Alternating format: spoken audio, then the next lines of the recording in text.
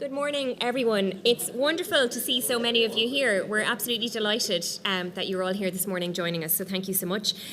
Just very, very quick housekeeping. We are live now on multiple channels, so we'd ask you just to be mindful of the cameras behind you, not to be standing up and down if possible during the event. And I'll just invite the Secretary General to say a few words now. Thanks so much.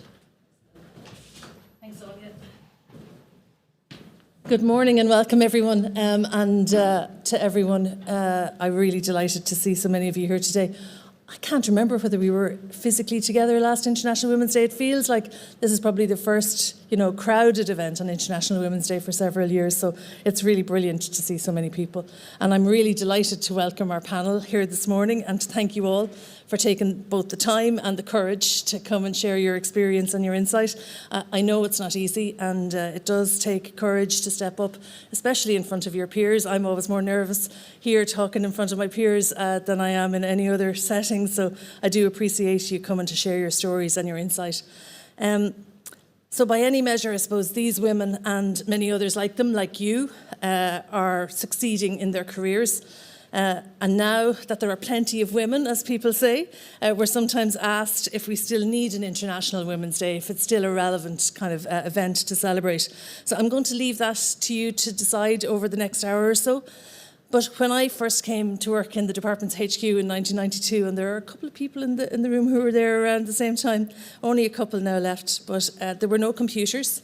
Coordination of anything like PQs or anything like that involved walking around to people's offices and asking them and begging them and cajoling them to try and get the obs out of them. And believe me, it was a lot more crack than sending emails at the time. But back then, there were only 3 very capable women at PO level in the department. They were very strong, articulate, excellent role models, but they were very few indeed. And there hadn't been any women at that point at assistant secretary or higher. The highest ranking woman in the Gardaí was then a superintendent, a very powerful superintendent whom I knew well and still meet from time to time. There certainly had never been a female DG or even an AP, I'd say, Karen, in what was then the prisons division. There hadn't been a woman as Chief Justice, Attorney General or DPP. Or as head of the law division. There were no senior women drafting our laws, our policies, or leading our frontline operations, and very, very few involved in the administration of justice at all.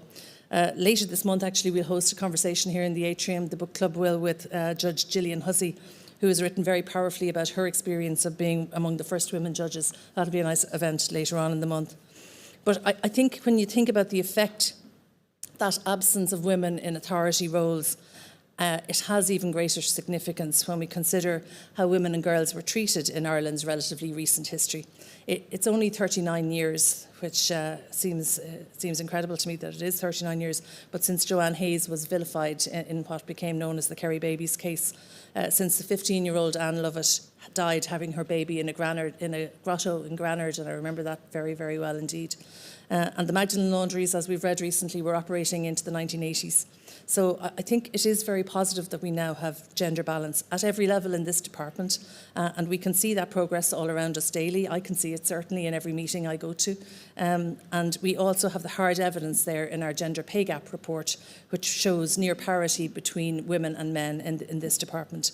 Our uniform services still have some way to go, but there has been huge progress, with women now forming 30% of Gardaí, including at the most senior level, and 24% of the IPS, including the DG and at director level as well. And all that progress is something worth being conscious of and worth celebrating. But not just for the sake of celebrating achievement and encouraging and nurturing others, important as that is, and I really feel a responsibility in that regard every day. But for me, it's always a day of gratitude for all the great role models who encouraged me in my own life. And I just came back from a meeting there to a bunch of tulips from my sister, because we always used to give my mother flowers on International Women's Day. So it hit me for a moment, but she always thinks of that. So I think we have to take these opportunities to have those conversations and to grow and mentor leaders of all genders and at all levels. This day is also relevant, though, because we know this achievement and opportunity is not equally distributed. Around the globe and here in Ireland, many disadvantaged women and girls are very far from achieving equality. They're far more likely to experience gender-based violence, to hold more than one part-time low-paid job, They do 2.6 more times more unpaid work, and they have less access to land, credit, economic and educational opportunities. Here in Ireland, young girls, children really, are in very early marriages, are exploited through human trafficking and prostitution. Gardaí respond to domestic calls, and I'm sure Angela will talk about this, domestic calls every 10 minutes. And children are subjected to horrifying abuse to produce child sex abuse imagery. So my own belief, and I'll leave it to you to make up your own minds, is not only is International Women's Day still relevant and justified, it is for all humans. It's not just for women. Gloria Steinman said, the story of equality belongs to no single feminist, nor to any one organisation, but to the collective efforts of all those who care about human rights. This day, I believe, offers all of us of all genders who care about human rights an important opportunity to pause and to think about our own potential for impact. Our department's first EDI strategy was published last year with the aim of supporting and building fairness and equity across all diversity markers for our people and in our work. It recognises that underrepresented groups need additional support to achieve equity, and that's very much the theme of International Women's Day this year. Everyone has the right to be safe, to be heard, respected and supported in our place of work, and to have opportunities to thrive and excel. So I'm very proud that colleagues are conscious of living that and are actively supportive of each other, and I don't take that for granted. I am particularly grateful to a number of colleagues of colour who recently I invited to come and have a chat about race for the first time, and we had a really good conversation over a couple of hours, and they reflected thoughtfully and honestly on their experiences in the organisation, and I'm glad to say that experience is largely positive, but we'll need to continue to tend to that, and the strategy will help us to do that deliberately and consistently. The strategy also supports, most importantly, the opportunity we're afforded in our work, and it is a unique opportunity. It's the essence of our department's mission and purpose as we work for that safe, fair, inclusive Ireland. I believe we're privileged to be in this position to actively support equity through our work, through our own work and our policies and our frontline services. So I'm really looking forward to hearing about all of the work from our 6 brilliant role models, all courageous leaders in the justice sector, Aisling, Angela, Karen, Eileen and Tracy, whose work impacts on people at their most vulnerable, and I really can't wait to hear from them. And I'm really delighted now to hand over to Rachel Woods, herself the first woman to head up what we used to call the Law Division, to lead our discussion today. So thank you very much.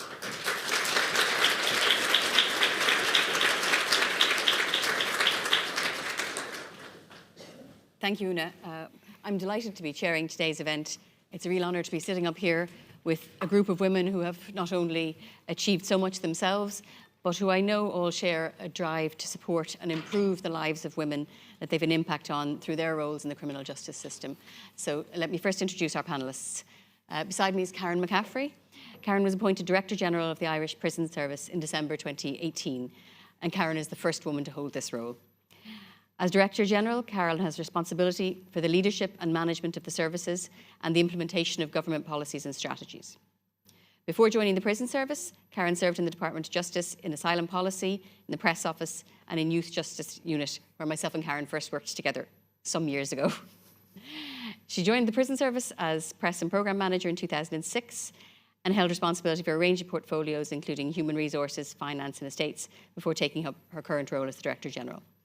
Her academic achievements include a BA from NUI Maynooth, a Master's in International Relations and an Advanced Diploma in Employment Law from the King's Inn, and Karen recently graduated from the UCD Smurfit Business School with a postgraduate diploma in corporate governance. Tracy O'Keefe is a Principal Officer in our Civil Legislation and Policy function, where she leads the development of legislation on family justice and migration.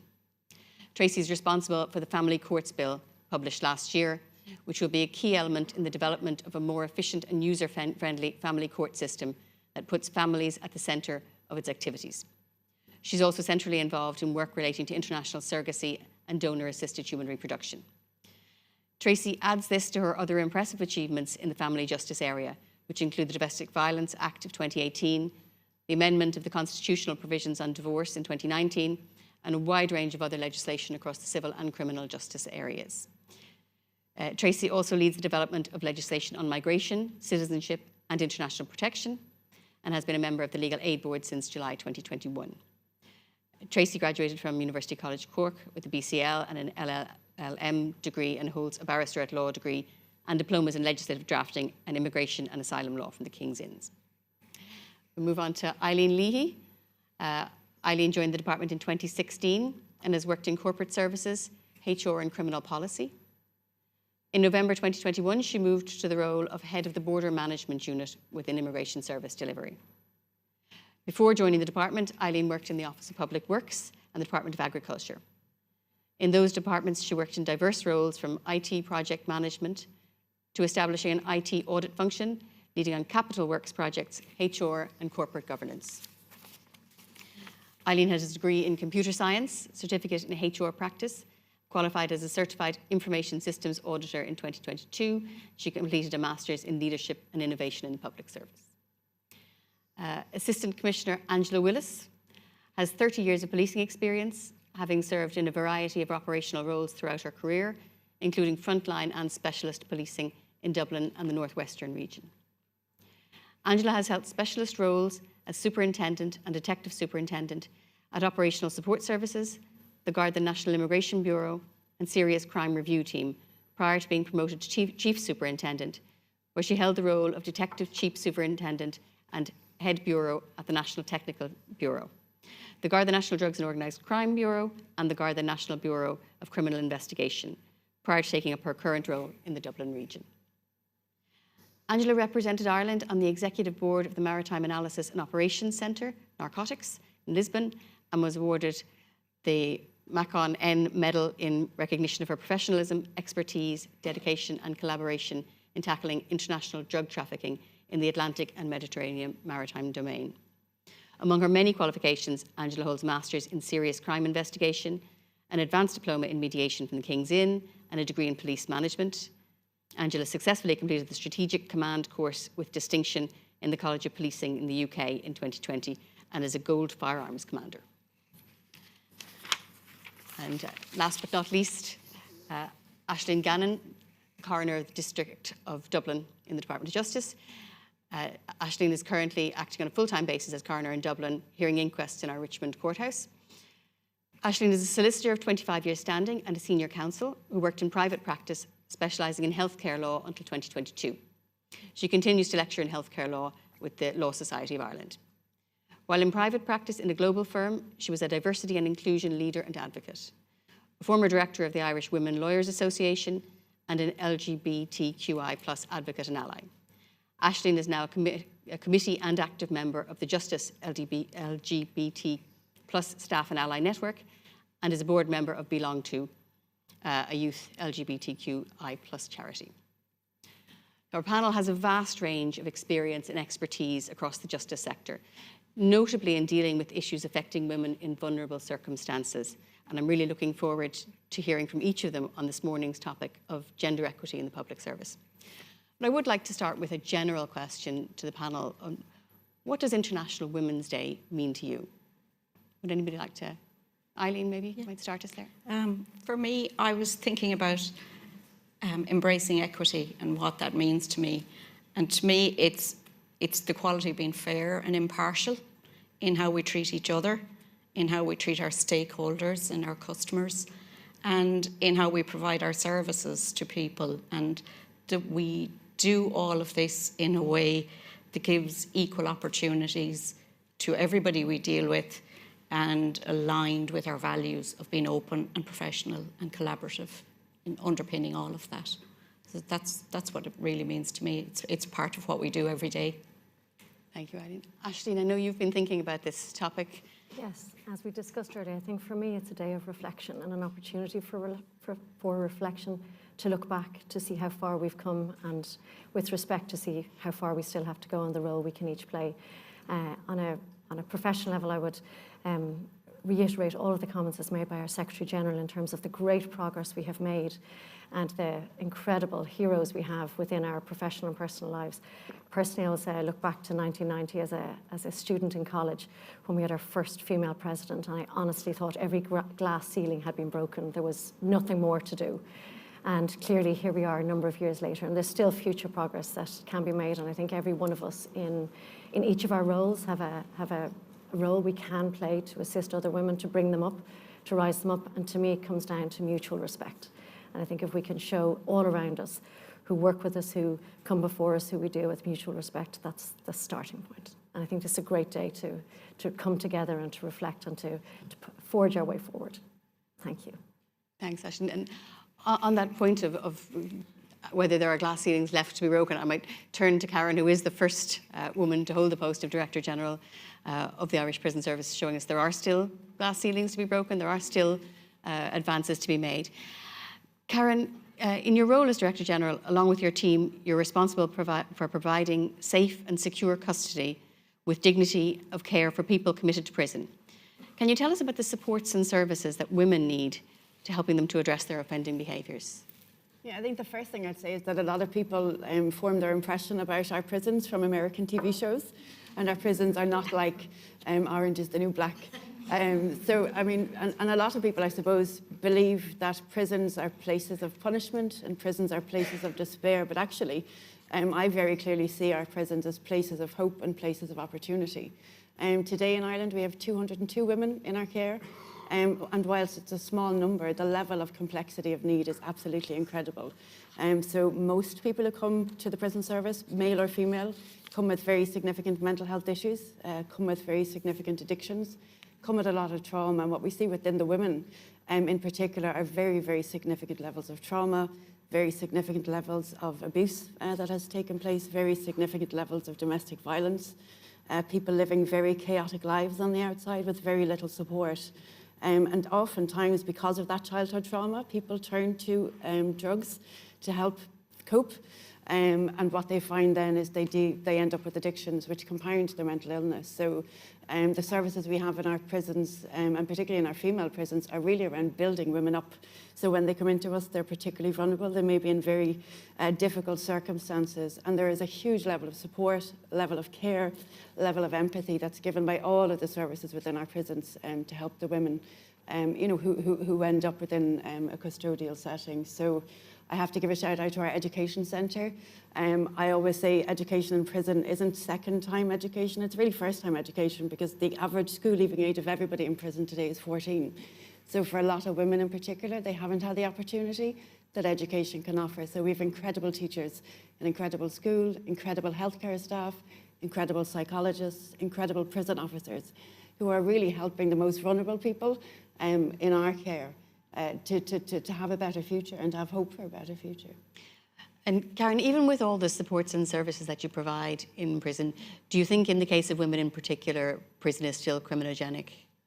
I think the reality for a lot of women who come into our prison is that prison is a place of safety, prison is a place of support, prison gives them respite from a very chaotic life that they might be living on the outside. So for most people who end up within our care, they get help with healthcare, and they may be, very vulnerable from a healthcare perspective. They get help with their mental health issues, and they also find a community where they're safe. And I think that's really, really important, that they have peers, they have structure, and they've got a lot of support. And in fact, there are a lot of women in our custody today who have got bail options, but choose not to take up bail because they feel they're safer and they're better cared for within our prisons. And I think that really raises a question for society as to how we can better support the most vulnerable women and children in our society so that they don't end up in a custodial setting, when really a lot of the issues that are giving rise to their offending behaviour in the first place really are not criminogenic, but they're more around their vulnerability and particularly around their trauma. And how do you support women in prison who are parents? Yeah, I mean, I suppose statistically, 66% of everybody in custody is a parent.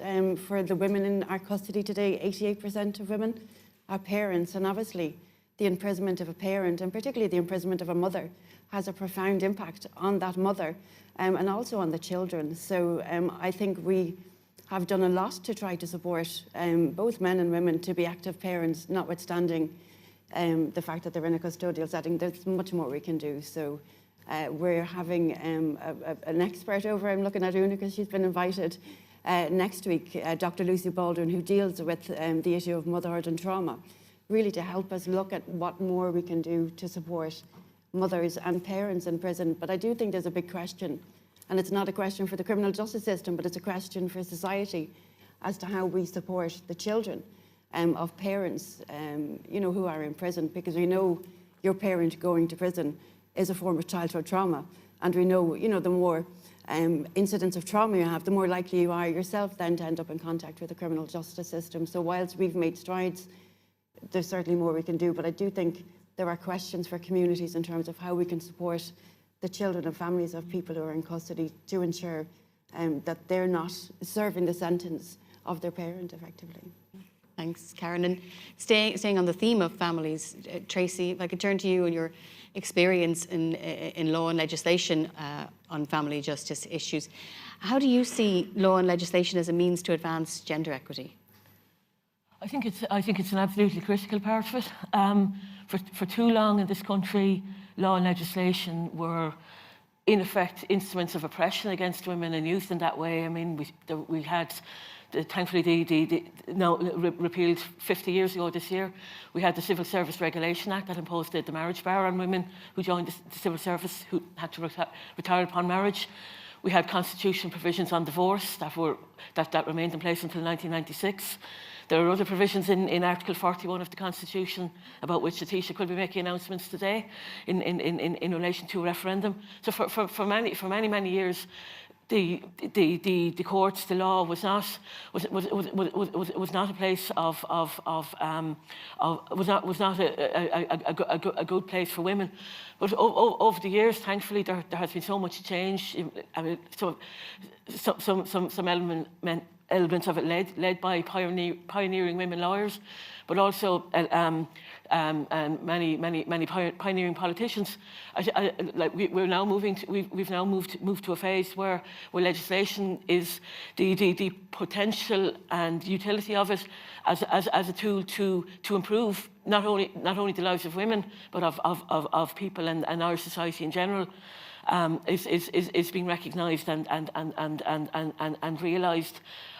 To give an example of a legislative project I was involved in, the Domestic Violence Act of 2018 is reformed and updated the law that had been in place for many years in relation to civil domestic violence orders, which, you know, they seem like such a commonplace thing now, but when they were introduced in 1976, that was groundbreaking. That was the idea that somebody could be ordered by a court to leave, and leave his, unfortunately, that's his home because of the violence that was being perpetrated against the other occupants of that home. And that was in 1976. That was a big deal. Whereas now it's accepted. Yes, this is something that the law can and should facilitate. One of the pieces of the 2018 Act of which I'm most proud was the introduction of the new offence of coercive control, which I think has done great. The existence of this offence, I think, has done great work of itself in raising awareness among the public that this is something that should not be happening. This is something that people should not be expected to put up with, and that if it is perpetrated upon somebody, there is a remedy in the criminal law for it. And these are examples of the ways in which law and legislation can be used as an instrument of liberation, as an instrument of furthering equality and equity. And I'm very proud and feel privileged to be involved in that work. Thanks, Tracy. That's a really positive and kind of inspiring view on how law can actually change and help to further the agenda here. There are still issues, though, with access to justice. And have you any insights on how improving access to justice is a means to advance gender equity? Absolutely. I've been a member of the Legal Aid Board for nearly 2 years now, and in my work on that board, I'm seeing at close quarters issues relating to access to justice and legal aid. It is one thing to have a justice system that can help people and give them the legal remedies they need, be it in family law or other aspects of civil law in the international protection space and the migration space. But if people for want of legal representation cannot get to those remedies, that is a very significant failing in absence. Now, of course, having said that, not every legal difficulty that somebody has requires a court to fix it, and a lot of the work that's underway in implementing the new family justice strategy, and a lot of the principles that are underpinning the family courts bill that we hope will be enacted this year, are aimed at encouraging non-court solutions to family disputes and family issues. But just to go back to legal aid, we must remember Joe Sieri, who brought that famous case to Strasbourg to establish a right under the European Convention on Human Rights to legal aid, which wasn't available to her in the family situation she found herself in the late 70s. Again, remembering a time there was no divorce. Opportunities for women to work outside the home were limited. So a woman of limited or no means would find it extremely difficult to access the courts. But unfortunately, that is still the case today. And I hold great hopes that the ongoing review of the civil legal aid system and the ongoing implementation of the family justice strategy will help to further access to justice for everybody who does need legal representation and does need recourse to the courts to resolve difficulties in their lives. Thanks, Tracy. This is an area that's still developing and still needs quite a lot of work. Looking forward even more, I think, what about the opportunities and challenges for gender equity presented by our increasing digital world? It's a very, very interesting issue. I mean, it's the United Nations.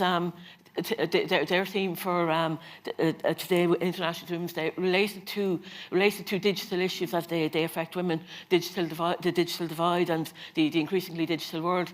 It's something in celebrating International Women's Day today, in recognising how far we've come and how far we have to go, but also in terms of maintaining the progress that we've made. And it saddens me every time I open up Reddit or Twitter and just see the toxicity of the online discourse on topics and issues where we thought we had made so much progress.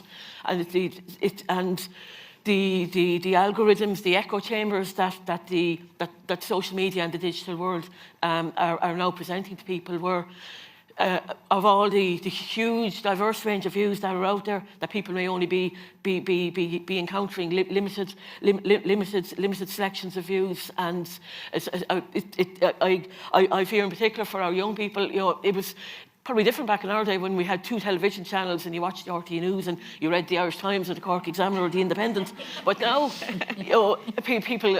people don't access much less those mainstream sources and are getting news from all kinds of places and people, but still treat them with the respect that would have been treated to the mainstream media before. There is still unfortunately kind of prevalent views of, well, if it's on the internet, if it's on social media, well, it's probably true. And as we've seen, that's not the case. So I think it's something that we do all, as women in particular, have to be very careful.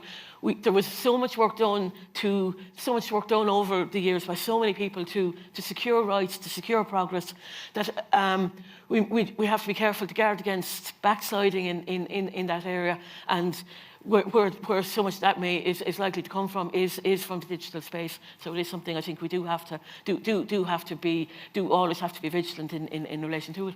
Yeah, it is indeed. It's worth reflecting that for all the advances we make, there are new challenges and new things that come along that do require us to keep working, keep striving. Going from that very outward-looking social media, Eileen, if I could turn to you and look a bit more inwardly. You have a large team and a frontline role in the Border Management Unit. Is gender balance a consideration in the makeup of that team? It certainly is. From when we first established the unit approximately 7 years ago, and that was the first civilianisation, the balance was predominantly male in terms of the staff, but as with each intake, that's changed. We're now at approximately 40% female. This is really, it's not yet at parity, but it's moving in the right direction. our feedback from the staff would be that the shift work, while people work longer days, they do their work in a shorter number of days over a 2-week period, and that helps people with their work-life balance, and it's quite attractive to staff, and they like the work, and they like working in that role. It's important as well for us, and when I think of our workforce and planning it, that our workforce reflects the society and the passengers with whom they're interacting all the time. And this is critical. It's links in with, Una spoke about our equality, diversity and inclusion, and it links in with that policy as well, that we work to bring in more diversity into our workforce, and that people are meeting people they recognise. Struck me, and it has struck me since I joined Justice, that you're dealing with all of society, and you're reminded daily that not everyone that you meet, not every woman that you meet has had the same opportunities that you've had. They haven't had, you know, for the accident of being born in a different family, in a different time, with different opportunities. I could be one of the people that's presenting, looking for access to the justice services. So I'm reminded of that all the time, and just bringing that to bear with our staff and in how we deal with our customers. And on that point, Eileen, with 14 million passengers arriving and presenting to BMU, how do you ensure equity of treatment for all of them? It's important to remember with that number of people, I mean, the majority are like you and me. We're tired. We want to get home. We don't want to be in an airport any longer. So we just want to do the checks and move on. But there are, amongst that, there are people, as we said, who are vulnerable, or maybe at the end. I mean, we had it last year with the Ukraine response. People at the end of a very long and traumatic journey, and the person that met them in BMU was the person who said, "Welcome, you're safe, you're here now," and just that initial reaction. So for me, it's part of the ethos that we build in the workforce. It starts with our induction training, in teaching people about the rules for immigration, in being impartial in how they apply those rules, but also just how you treat customers, how you uphold people's human rights as well. So these are really, really important. And then that we have that quality review of our decisions, how we make our decisions, and that we have supervisors to step in, particularly on negative decisions, to say, does that stand up? Does it stand up to a second and a third level of review? And are we happy with that we are treating everyone? So I think, for me, it's about never being complacent, by always looking at our standards and always looking at how we can do it better. And is there, you know, you can get focused on looking at one marginalised group and how do we help that group, and always focusing on what other groups are we not reaching, what other groups could we help more. And you've mentioned that the varied and difficult needs that some women, your staff will encounter, have. Is there a challenge in dealing humanely with those needs whilst also maintaining the rule-based approach that you have to? There is, but for me, what's important for staff is that they understand they're applying the rules, and they're applying the rules fairly and equitably across everyone that they meet, whether, even when it's not a positive decision, being able to explain it properly and being able to be clear on why that happens and why that has to happen for people is important. But for example, one of the areas I worked in on the criminal policy side was the policy around anti-human trafficking. And that was looking at it from a policy viewpoint and how we could improve. And now I'm looking at it from the possibility of meeting victims of human trafficking who might present. So we've specialist teams trained to deal with that, and we've very close relations with our Garda colleagues in the trafficking unit. And we would also refer to TUSLA when there's particularly vulnerable people.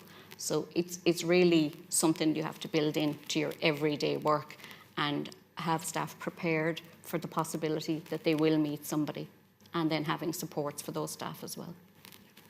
Thanks, Eileen. If I could turn to Angela now. As Una mentioned, Ireland has one of Europe's most female police forces, with women accounting for almost 30% of members of An Garda Síochána. Can you talk to us about what that means for the organisation, both internally and externally? Yeah, so Rachel, I suppose for us, the story of women in An Garda Síochána started 64 years ago when 12 women joined the organisation. And I suppose those 12 ladies created and paved that pathway for the rest of us. And we're now in a situation where we have, as you say, 30% of our organisation is female. However, we still have a way to go, but we've come a really long way. Our 2 deputy commissioners are female. Half of our senior leadership team is female. And I think it's well recognised globally that companies and organisations that have that gender diversity, high levels of gender diversity in their teams and in their senior teams in particular, perform better. So while we've come a long way, we still have a way to go. We know that at, say, inspector and superintendent level, our rates are lower than what we would like them to be. So we've a lot of work to do there to see what are the barriers and what is actually causing that to get to a more equitable situation. And again, I suppose internally or externally then, when we look at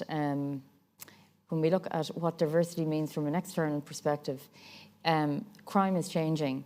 And we know that the more female representation we have, the more encouragement we can give to victims of crime, particularly sexual and gender-based crime. And Secretary General referenced there, a report of domestic violence is made every 10 minutes to An Garda Síochána.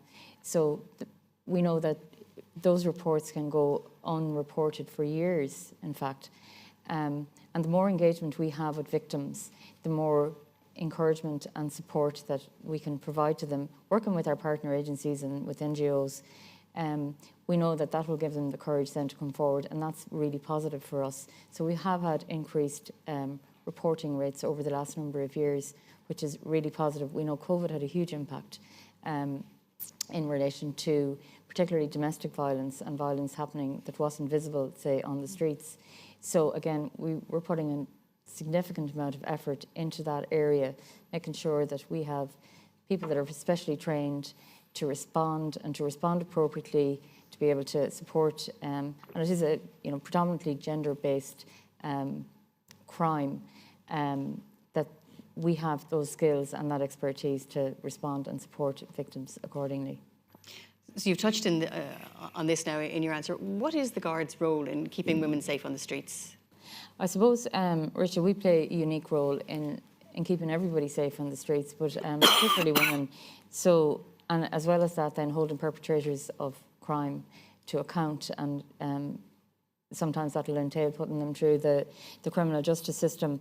But again, working with communities, and that can be, that can be increased patrolling. It can be working with partner agencies if there are areas where, for example, on a very practical level, streets that are poorly lit, working with the council to get extra street lighting, CCTV, but also that those crimes that happen behind closed doors. And as I said, we have put significant effort into ensuring that we increase our capacity to respond to that crime, that hidden crime really that happens indoors, and also crime that happens online and that can really devastate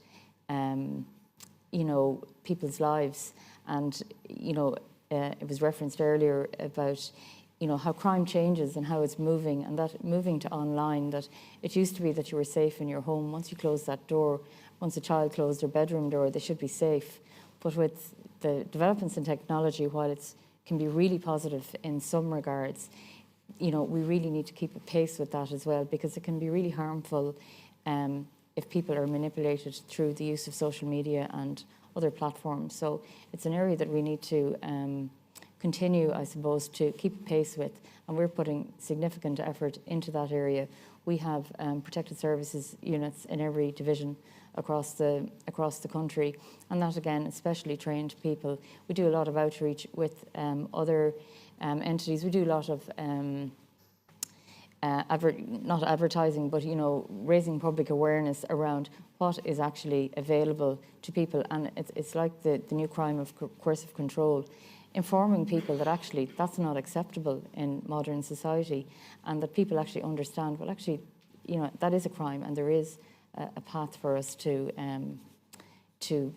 take that further and to actually, you know, break that cycle and get out of that very harmful position that you could find yourself in. Yes, a very significant role the Guards play, I suppose, in not just the keeping people safe, but the messaging around it and the change in society's views. Angela, I understand you've recently taken over as chair of the Women's Network in Garda Síochána. Can you tell us about that initiative?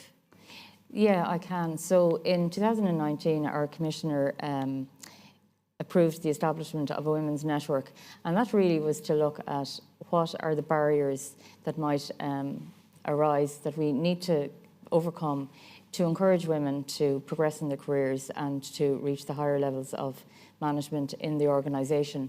So that has been really successful, and I've just recently taken over from my predecessor, Chief Superintendent Margaret Nugent, who did fantastic work in laying the foundations for that network. So in 2022, actually on International Women's Day last year, we held a conference in Dublin Castle. 200 people attended that from over 60 countries. So it's a real, you know, networking with other police forces around the globe, and promoting women in policing. And the other thing that we have done as part of the network is this book here. So this is The Women of Garda Síochána. So this is a really, it's a really lovely book. It sort of is a little insight and a snapshot into the lives of 120 women, including some of those first ladies that joined back in 1959. And it's, I suppose it's just a sort of an encouragement for anyone. We'll soon have a competition advertised to recruit more guards. And we really want to encourage females and people from diverse backgrounds to join, because like Eileen said, we need to represent the community. Internally, we need to represent the community that we're interacting with externally. So it's like the 14 million passengers at Dublin Airport. We're interacting with everybody on a daily basis, so we need to be representative of them. And we know that the more women, you know, if we can showcase all of the different variety and opportunity that is within the Garda Síochána, and that this book is, you know, showcases some of that, to encourage more people to join and to, you know, be able to contribute back into society then, and support people and support victims and communities, and the ultimate aim of keeping people safe. Thanks, Angela. That's a lovely idea and a very creative way to inspire women to join the service. Yeah. Aisling, if I could turn to you now. The role of the coroner is to investigate sudden, violent and unexplained deaths in order to find out if the death is due to natural or unnatural causes. I imagine in the course of your work you encounter bereaved and bewildered families. How do you support them? Well, I'm inspired by all of the speakers I have here today, and I'd say I'd like to follow in their footsteps in terms of seeking to show everybody we deal with kindness and empathy. And I think it's about professionalism and empathy. That's the place we start. I'm a recent joiner and recruit to the Department of Justice. I sit within Dublin District. We have 4 coroners, a senior coroner plus 3. All 4 are women. And we seek to undertake our tasks respectful of all those around us. I'm conscious that it's a personal and professional privilege to engage with families and those who are bereaved at a time when they are feeling vulnerable. And akin to what the speakers before me have said today, we deal with every age, with every gender, creed and race, and we deal with people at a time when they are feeling vulnerable. So everybody we deal with is vulnerable at the time they deal with us. And most importantly, it brings us back to our basic human needs, the need to be heard, the need to be respected, and the need to be shown compassion. And I'm really struck listening to all the fellow panelists today that we all share that. That is what we share across the department, and it's what brings us to do the jobs we do and how we do it. And I think it is coming back to our Secretary General's points in relation to equity, and I think that's being heard, listening to those around us. So without doubt, we deal with families who have suffered a bereavement that was sudden and unexpected, and no matter what in those circumstances, they're struggling to deal with the loss, but also they want facts. And in our role, we don't blame or excuse any party, we're just there to establish the facts. And very often we have families, neighbours, friends, loved ones, and they are so grateful that at a time in their lives when they're vulnerable, somebody else has taken on that duty to establish those facts. And I think presenting them in a way that is respectful is what's most important. I'm also conscious that for me personally, I'm conscious of my privilege in life. I had the benefit of an education, I have the benefit of parents who supported me, etc. And quite often, through my professional experience, particularly in this current role, we're dealing with the marginalised in society. And we have families who come into us who don't come in feeling entitled to respect. And they are surprised when they're shown respect. And that upsets me. That should be our fundamental role, I have to say. I had a really wonderful wife who was a member of the travelling community. And she said, I didn't expect to be respected. And I thought that should be a fundamental expectation in dealing with any department or agency within the country. So I think for us, it's about making sure that's the case, and whether or not it is families who are struck by and hit by homelessness, by mental health services and difficulties with loved ones who have struggled with their mental health, individuals and families who've grown up in areas that are really impacted by difficulties with drug problems, and all aspects and members of life. So we meet every walk of life, and I have to say it is an incredible honour and privilege to undertake the work within the Coroner Service and to deal with such fantastic colleagues. You've talked about it there, and I presume it is that respect and the professionalism and kindness that you show people is key to this. But how do you balance the needs of the bereaved with the responsibility to maintain a robust and trusted coroner's court system? You will obviously at times have families who are disappointed, or confused, or angry with decisions you make. And how do you navigate that? It's a good question. Needless to say, we are greatly assisted by the legislation that our colleagues have drafted for us. And our legislation keeps us in a very tight line. We're there to establish the facts. And very often it is the case that we can confirm to all those who come before us that we're here to assist in establishing the facts. What they do with those facts and how they want to progress matters in terms of their having concerns, etc., can be dealt with in other areas and other avenues. But it's assisting them in establishing the facts. And for the most part, genuinely, it is the case that 99.9% of people respect that, want to adhere to that, and want to get as many facts as possible in order to move on. But it does require at all times that everybody we deal with engages with us on the basis that we are respectful. And I'm conscious that at almost every hearing of representatives from for instance, in Garda Síochána, or we have healthcare operatives, and they are so respectful of everybody they deal with our job is made easier by all the professionals around us. We are greatly supported by all of those professionals. And for the most part, it is about explaining to people and understanding that where they're coming from on their journey and their grief, and just accepting the fact that they may be angry, but for the most part, they're not angry with us. They're angry at the loss they've suffered. And they're angry that they have had this sudden tragedy imposed upon them.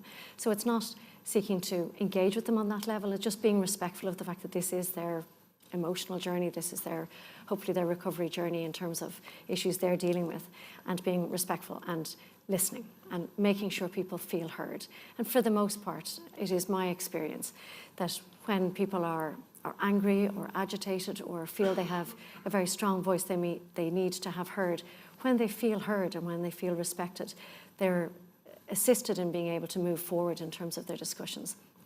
And I have to say, and it's just on the particular day it is, on International Women's Day, I have met the most incredible women who've advocated for their husbands, their wives, their sons, their daughters, their neighbours, their colleagues, and they've advocated so articulately in terms of what they feel could or should have been done, both within their own circumstances or others.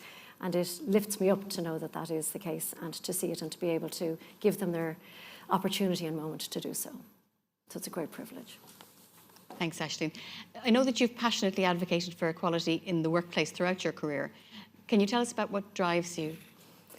I think it's the fantastic people around us, but I think most of all I've realised that at different stages of my career I've felt like the minority, and I'm conscious that for the most part the minority speaking up for themselves can be difficult, in which case we need others to support us. And I've learned that really if you're within a marginalised or minority group, you need somebody who is within the majority or non-marginalised group to speak for you, to come towards you and not the other way around.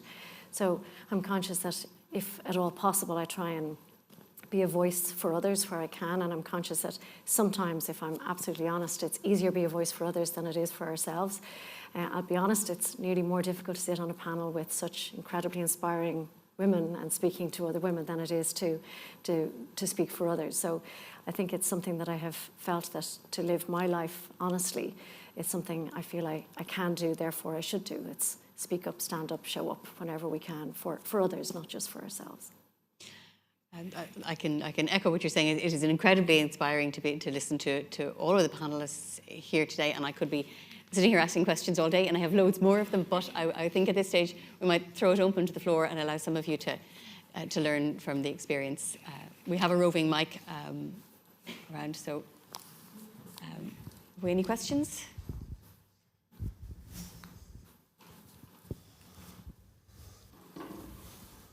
We all bowled over because I do have many, many more, so we have one here.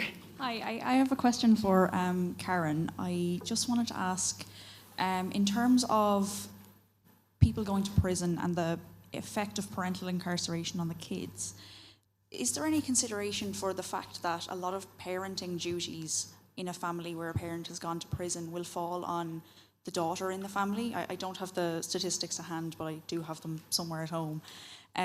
Is there any kind of thought put towards the support that the children in the family might need in order to not lose out on their childhood? I think it's a really, really valid question, and I think I mentioned, we think about what we can do within the criminal justice system, and specifically within the prison service, to support children whose parents are in prisons, but there needs to be much more support within the community. I know internationally, so I'm chair of Europris, which is an organisation that promotes best practice across prison services around Europe.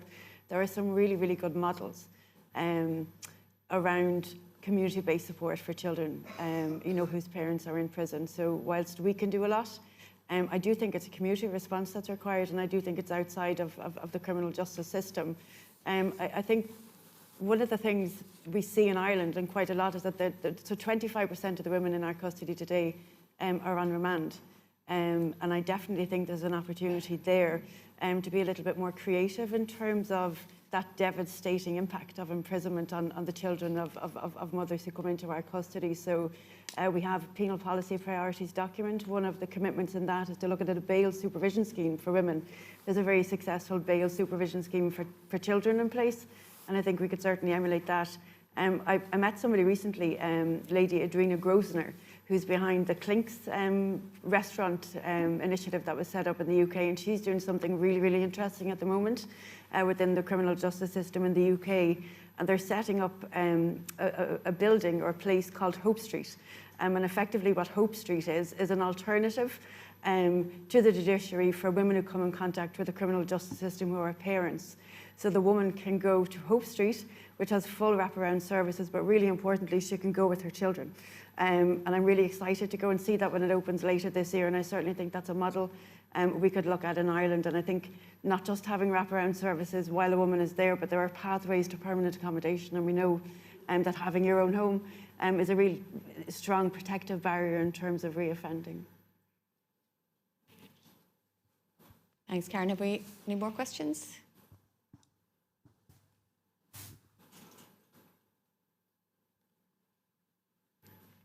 Seamus? Hi everyone, thank you so much. Really, really inspiring, lovely to hear, and great to hear the work that's going on. One of the, in equality, diversity, inclusion work or arena, one of the really important things I think is the role of allies and the role that people from outside a particular community or group play. So I suppose I have maybe a personal question to the panel around the role that certain men have played in your lives, and maybe a man that has been inspirational for you in where you have your own journey or the work that you've done. And I suppose, and maybe I'd be interested to hear your perspectives on that from an ally perspective. So I'll open that to whoever wants to. Anybody like to respond to that? Eileen, yeah? I think for me, this is in the space of those people who, not even formal mentors, but people who become mentors to you throughout your career. And I've had really, really good colleagues and friends who have helped me and mentored me and encouraged me all the way through my career, both male and female. They didn't distinguish, and they weren't biased. It was open and genuinely given and genuinely offered. So when I think of Seamus's question, I think of individual managers and people that I worked with who really gave me that encouragement and that self-belief and that you can do it. But that started even at home in the family before you ever got to education and before you ever did that. But that continued right throughout my career. Seamus, from my own perspective, I would have to say I've had as many men as women in my career that have been encouraging, but also recognising, I suppose, for me, having children is one of the big points in your career where choices have to be made. And the men I have worked with at the time when I had my children were as supportive and encouraging, and recognising that I had some different needs and in terms of support and taking time off, but I didn't want to step back from my career, and I still needed to be given opportunities and supported in those. And there certainly were men who were absolutely brilliant in that. And I think for women and men, at home you need the support of your partner, whoever your partner is. And again, I have that in my own life, and that's a really important role for allies. Would anybody else like to come in on that one? Or any more questions from the floor? We have another question here. I suppose I was wondering, what your thoughts on introduction of legislative changes or policies that maybe are there to promote equality, but how those manifest within the justice system through interpretations by judges and the enforcement of the laws by Gardaí. And I wonder what your opinions are on how we can ensure that the interpretation and the enforcement of those laws that are put in to promote equality are done effectively, so that they do as they are intended and are, work to the best that they can. Tracy, I might ask you to come in. Yeah, I'll come in on that one. So it's a very, very, very interesting question. I think, I suppose at the outset, I suppose law and legislation is a great, is a great instrument, as I said, for furthering equality, but it can't eliminate all social problems. Moses came down from the mountain with the Ten Commandments however many thousand years ago, but people are still murdering and stealing and committing adultery and bearing false witness all over the place. But to answer the specific question, in terms of the issues around interpretation, we are in work on drafting and preparing legislation. We always try to ensure that the drafting and the text that emerges from the drafting process and that makes its way through the House of the Oireachtas, that we always seek in the work in legislative drafting and bringing legislation through to ensure that the text, as far as possible, reflects the policy intention, that it does, to ensure that it does what we want it to do. Issues will always arise of in interpretation of the courts, and I suppose if legislation is always kept under review, in the light of operational experience, in the light of how the courts deal with it, in the light of issues that perhaps the guards or the court service or the various bodies and agencies involved in its administration and operation, and ISC in relation to immigration legislation, that issues that they will identify. So it's always a process of keeping it under review, bringing forward proposals for amendments as need to be. It's never a case of we've legislated and that's the end of it. It has to stay like this. It's always being reviewed, always being examined to see what improvements can be made. Thanks, Tracy. And Angela, on the enforcement side, have you a view on that? Well, I suppose again, it's like Tracy has said. It's around the interpretation of it. So if we find an issue arises in the court, then we have recourse to come back through the DPP and through the Justice to get legislative amendments proposed. And generally, there will always be gaps identified, the more complex the piece of legislation is, and particularly around the immigration area, which was referenced.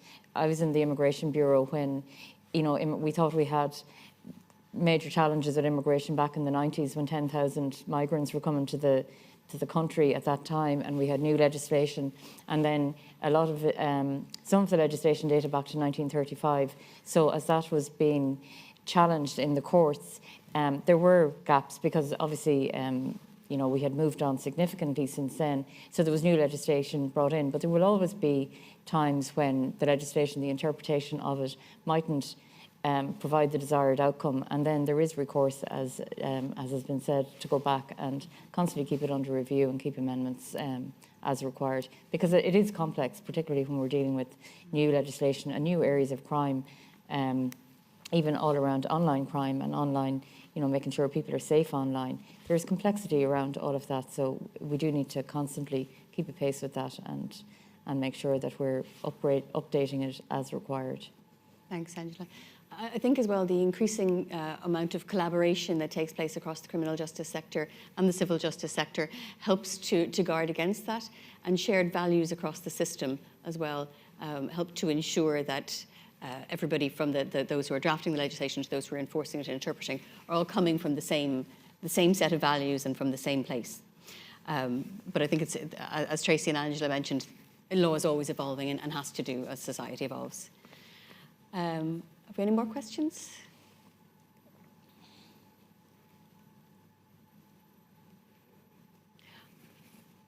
I might come back in and then ask the women here to maybe reflecting on their own careers. Did you find barriers in your way as you progressed? Was there any particular advice you were given over the years you found helpful, or is there advice you'd like to share with others? What advice might you give to women and girls looking forward to careers in public service and maybe in the justice system? Karen? I suppose I work in what would traditionally have been a very male-dominated environment, but I don't see my gender as a barrier. And in fact, I actually see my gender as a superpower. So one of my biggest leadership challenges at the moment is just trying to disrupt and I suppose to challenge people's views of prisons and to disrupt and challenge people's views of what or of how prison contributes to safer societies. So of course we lock people up, but if we just lock people up, we will ensure that there are future victims of crime, because people will leave our custody and go out to reoffend because the issues that were giving rise to that behaviour in the first place haven't been addressed. So I'm very clear what we do is unlock people's potential, and it's the potential to live a law-abiding life and take the opportunity your time in our care gives to turn your life around. So I suppose in challenging those assumptions, I think it's useful to be a diminutive, blonde, softly spoken lady, because it challenges people's assumptions of what prisons stand for. And I think that happens both nationally and internationally. And I think it can really change the narrative, particularly by changing the language. So I have never seen my gender as a barrier. In fact, at the moment, I really see it as a superpower. It's an inspiring answer. Yeah, I suppose for me, like Karen, I certainly haven't had any experience of barriers because of my gender. And I think, the world is your oyster. There will be times in your life, such as if you're having a family, that you might have to take a small step back for a period of time. But I suppose what I've found is that the teams around you, and particularly I have a fantastic team in the DMR regional office now, and then an equally fantastic team around the city delivering that policing service. So it's the value of the team really that, I think any barriers are only the barriers we put up ourselves. And I think as women, sometimes we're a little bit shy to sort of, step forward and actually take on that challenge. And where, a job might be advertised and you might say, oh God, I haven't got the skills or the experience to do that.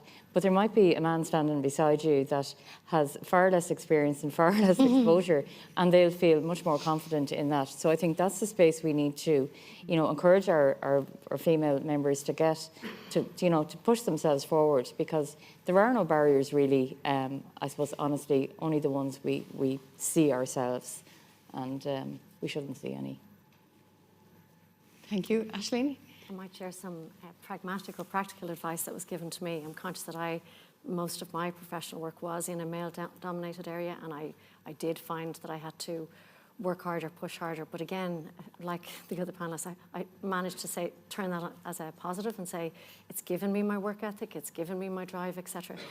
But probably one of the most effective, pragmatic and practical pieces of advice I was given that I think I share at least once a week with people is that I was a single separated mum for a long period of my career, and there was a lot of child minding and sort of mental load.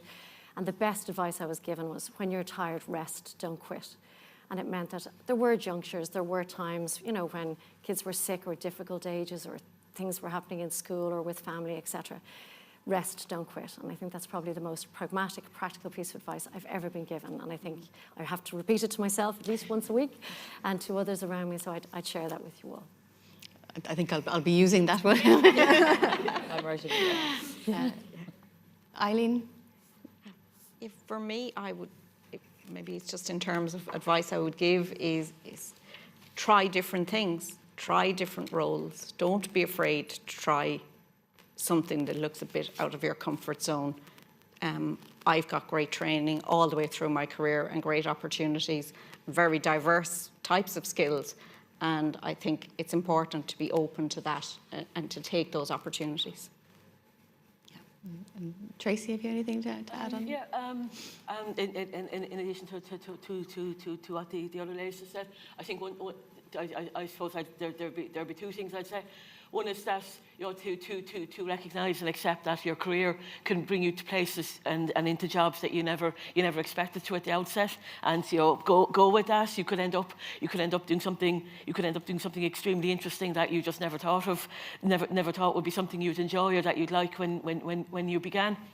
And the second piece of advice, and it's one I think, you know, it's kind of always have to remember it myself, is that, you know, failure is not the end of the world. Sometimes things don't work out, but it's all or sometimes even with the best planning and preparation and hard work, sometimes things don't go your way. But I think take what learnings you can from it and move onwards and don't be disheartened. I'll give a very practical example.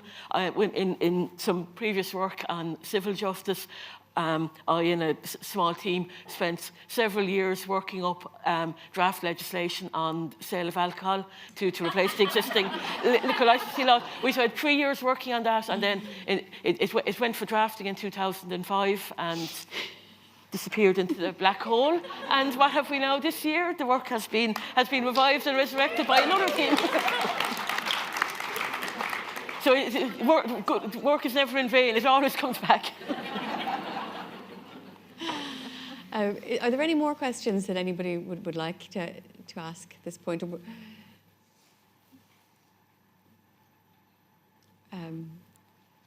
We might leave it on the very positive and inspiring note, I think, that everybody had on that last question. So it might be a nice place to wrap it up in a positive vein.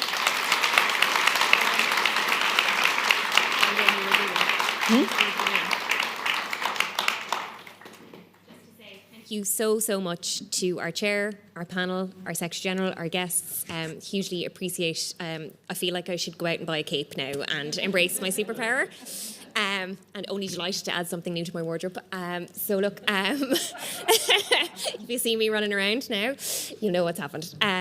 So it's been a wonderful morning. There is tea and coffee. Before your refreshments, I have one more ask. Our video is playing. You'll have seen the Embrace Equity pose. I'm going to ask you all to take the pose. Bill is going to come up to the top of the room, and he's going to take a group picture of us all. So if I could ask you all to stand and embrace equity, and we'll get a lovely photograph.